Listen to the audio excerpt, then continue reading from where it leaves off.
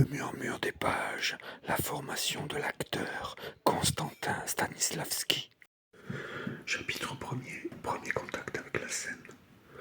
Aujourd'hui devait avoir lieu notre premier cours avec Tortsov, le directeur.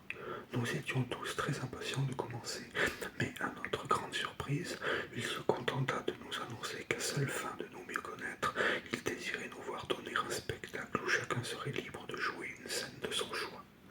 C'est sur scène, dans un décor maquillé, costumé, derrière les feux de la rampe, qu'il veut juger de nos qualités de comédiens. Cette position ne nous souriait pas beaucoup.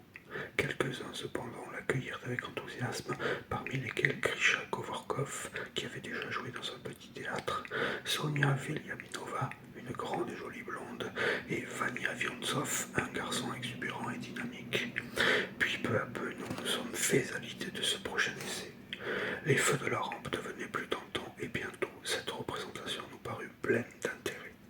Nous avions compris qu'elle serait utile, qu'elle était nécessaire.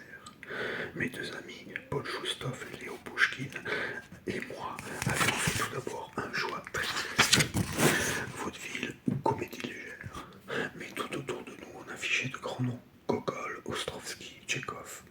Si bien qu'imperceptiblement, nous nous sommes enhardis et nous avons décidé de jouer une scène romantique en vers. J'étais tenté par le personnage de Mozart, Léo par celui de Salieri, Paul songeait à Don Carlos.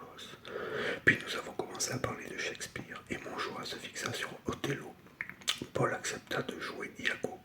On nous avait annoncé que la première répétition aurait lieu dès le lendemain.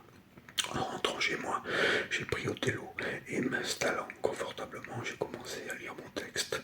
Dès les premières pages, j'étais pris par mon rôle. Je sentais mes mains, mes bras, mes jambes, mon visage se mouvoir malgré moi, et jusqu'au plus profond de mon être, quelque chose me poussait à jouer. Je commençais déjà à déclamer lorsque j'aperçois un long papier d'ivoire.